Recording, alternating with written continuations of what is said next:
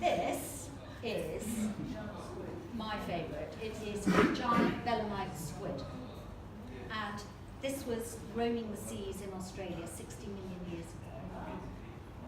So once I knew about that, I was looking for fossils. So on this, I'll show you, this one and this one. Okay, this is an ammonite, which is hundreds of millions of years old. And it's extinct now. But in the old days, there were lots of them. And this ammonite, if you hold it up, has been opalized. So this is a tons of millions of years old fossil that's been opalized. So that's quite rare. And then this is super rare. And this isn't a museum quality specimen because I couldn't afford the one that was, but you never know. And this is a shell that is, again, 60 million years old, and it's been covered by opal. It's been opalized. So these are really rare treasures that if you're a collector, I mean, you don't do anything with them, you just look at them. But actually, the interesting thing was, Elizabeth Taylor had a necklace. I should put that in the pictures, but she had a fossilized, an opalized fossil shell necklace. Yeah. It is effectively a silica infused with light. It's not infused with light. It is a silica gel. Yes. It's a little bit like. How does light get into it? I mean, how does it actually absorb? Because it's porous. It has an element of porosity. So it captures it and keeps it there. So if you but in fact, anything, like even a diamond, the light goes into the diamond, hits a facet, turns, and then comes back at you. The diamond itself is clear and it reacts to light, whereas it's already inherent within you. No, not necessarily. The light comes out from moving the opal.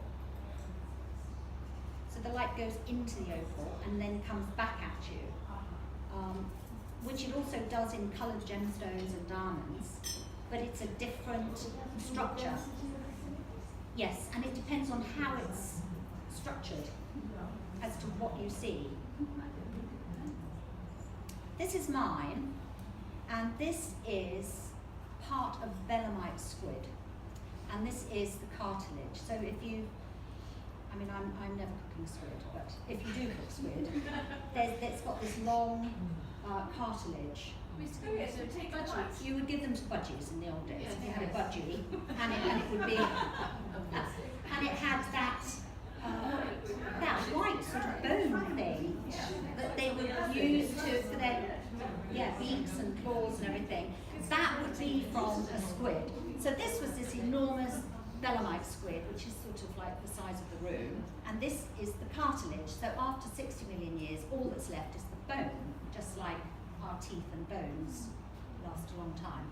And this has been opalized. So I met the man, the Australian, whose property this was found on. And basically, you get a piece of rock, and embedded in the rock is this long opalized piece of fossilized stone. And I said to him, which is the cheapest one, because they're so expensive. And if you get a long one, I think there's one long one that's in the museum in Australia, because they are real collector's items. So I bought this one, and I said, if I buy it, can I have the little stand? So this sat very happily in my shop for about a year, and then I decided it was a bit fragile to be sitting there, so I picked it up and then I dropped it. Oh! So it's split in half. Birthdays!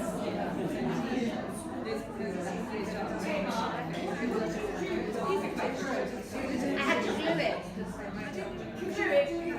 I glue it. Well, yeah. So it lasted 60 million years, and then I just dropped it in a second. Well, I just glued it back together again, and now it's sitting in a little plastic box under the desk, so I feel bad. but this is when it wasn't. And I put both the pictures in because you can see what it looks like against a black background. And you can see what it looks like with different lighting there. Because you get the pinks, the yellows, the oranges, the greens, the blues. This one you can see it's just more of the blues, but not the yellows. This is a big chunk of lapis from Afghanistan as well, that I love. So this, mostly nobody's heard of, and actually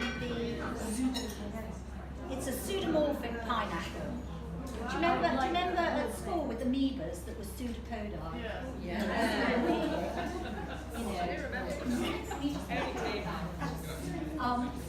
So this only occurs at the White Cliffs, and it's like a pineapple. And these are probably over $100,000 starting. And they are, it's an object. It is an object. They're all different sizes, but they're like this size. Well, I know the man that dug that out of the ground. And actually, what he had some on display with sort of water on them, and yeah, I mean they are amazing, and it's a sort of a freak of nature. So if anybody, that really is a real collector's item that people have not heard of, and it's a pineapple opal from the White Cliffs. And this young man I met, it's his property that they've found this on, and the Belemite squids. So they're expensive to you? Yeah. They're at least 100,000 US, and that's Peruvian ink opal. Yeah. So these are fine specimens of the fossil. Yeah, the fossil shells. And this is a very fine specimen of the opal that we all know, which is the milky opal, but full of fire and light and just gorgeous. Anyway, that's found a good home. This a Japanese collector bought, and it's really amazing.